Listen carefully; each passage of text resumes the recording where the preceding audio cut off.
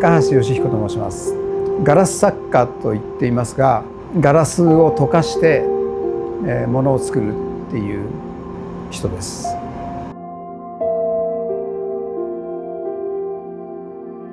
立体デザイン科ってところに、間違えてっていうのも変なんですけど、あまり何も知らずに入っちゃったんですね。それで隣の席にいる人が白物家電やりたいとか車やりたいとか、なんかそれ僕ちょっと違うなと思って、あんまり学校行かなくなっちゃったりみたいにした時期に、たまたまその立体デザイン科っていう中にクラフトのコースができたんです。でその中にガラスと金属があって、ガラスはちょっと覗いてみたら本当面白そうだったので、本当にそういうのがきっかけです。ガラス作家っていう、イメージに関しては、一番最初はその時に京都で国際クラフト会議っていう名前だったと思うんですけど、その当時の現役のクラフトって言ってもいろんなジャンルがありました。ガラスとか金属とか陶器とか、そういう人たちが集まって、会議って言ってもいろんなデモをやる会場があったり、レクチャーがあったり、そういうのを見たんですよね。でその時に多分30代ぐらいの作家たちが、自分が仕事を始めたところから今の作品に行くまでっていう、そういうもののレクチャーというのを初めて見て、なんかそれ見てたらすごくね、面白そうなのと同時に、こういう感じだったら僕できるかなって思ったんですよね。それ多分一番最初のイメージだと思います。それで当時はヨーロッパとかアメリカにガラスを扱ってるガラス専門のギャラリーっていうのがいろいろあって、グラスアートっていう言い方をしてたんで、僕なんか特にその頃20歳ぐらいなんで何も知りませんから、そういうもんがあるんだろうぐらいの感じでね、面白そうだからやろう、そういう作家のイメージは面白いなと思ってやってたんですけど、日本ってやっぱり新しいムーブメントにそのまま乗っかるってわけでもなく、もともとあった独自の工芸の文化みたいのがあったんで、なんかそこら辺の間で作家をずっとやってきたみたいな、そんな感じですね。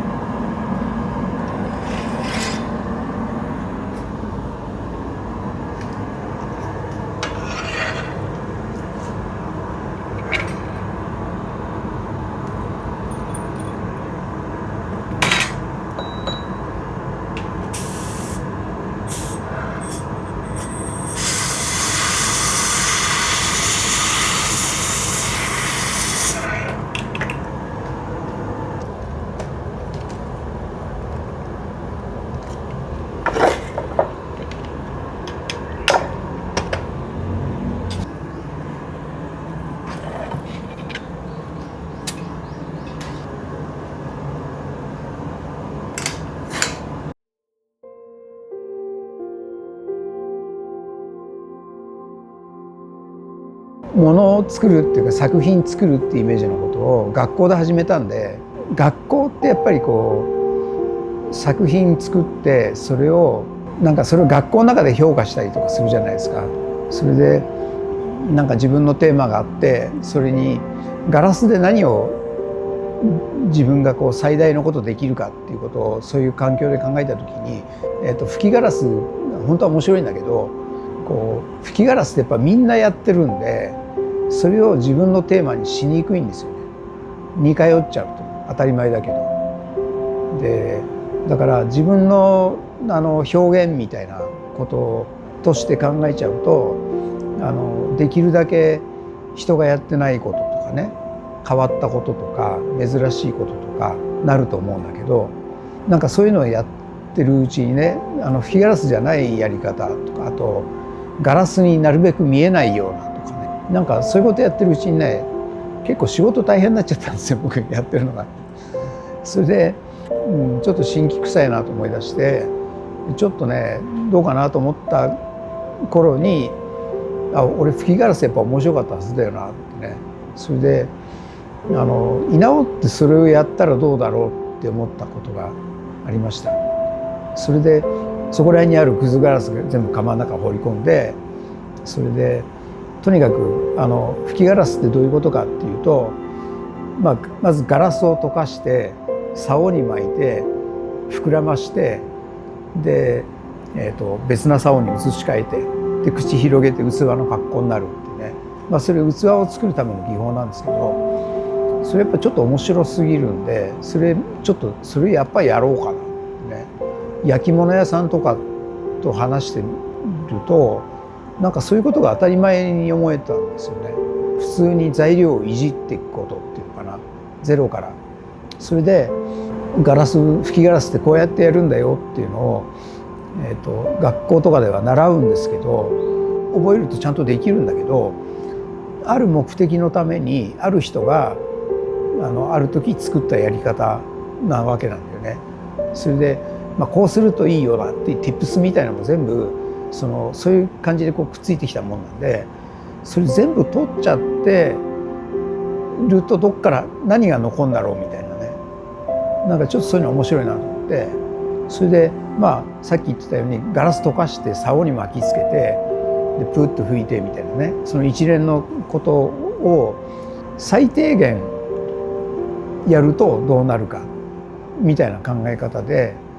ちょっとやってみたの。そしたら結構面白くなって、その時は例えばコップだったら道具なんで使うんだこの道具みたいなとかね、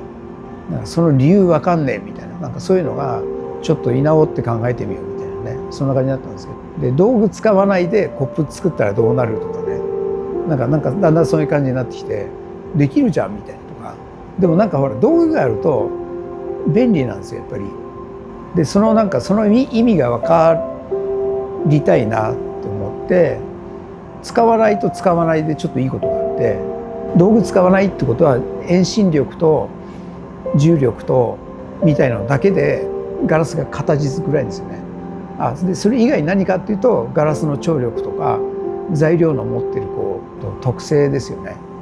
だから結局それが浮かび上がるってそういうことなんだみたいなね。例えば型入れたりすると多分形というものの方にグッと寄るんだけど、ある意味そういうものをちょっと捨てるんですよね。そこら辺のバランスでものの形とかものの成立してるんだなっていうのをちょっと確かめたかったみたいなね。ガラスもそうだよねみたいなね。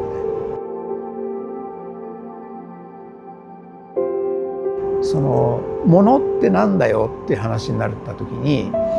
よく使ってなんぼみたいな言い方するけど、結局人が使って初め道具として成立するっていうのかな。要するに学校でそういう美術教育を受けてそういうことをやってた人が、昔学校の課題でコップとかを出すとやっぱりすげえバカにされてたような気がするんですよね。だからなんかそういう感じの前段があるんで、コップで展覧会やるってやっぱよっぽどちゃんと居直んないとできないなみたいなね、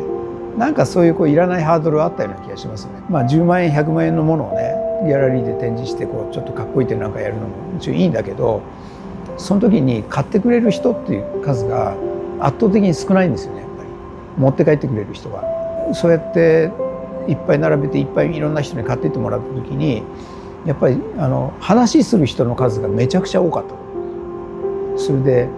なんか僕が喋ってることこれすごいいいんだよとかね、そういう話をする内容は同じなんだね。でその数がすごく多くて、しかもみんな持って帰ってくれてそれ使ってくれて、でなんかあと面白かったのがね、割とさっき言ってた作り方でやると同じ吹きガラスの中でもよりつるっとしたものができるんですよね。当たり前だけど触ってないから。でその感触が手触りとしてもいいんだけど、飲み物を入れた時にそこのつるっていうのを通じて口に入ってくるんですよ。唇にも感じるし、でなんていうの、そういう直接の触れ合いっていうのかな、そういうのってコップってやっぱね、他の例えば食器に比べて言うとお皿こうやってなかなか舐めないじゃないですか。で全然多いので、なんかすごいなと思って、だって買った作品みんなチューしてくれるんですよ。すごくない？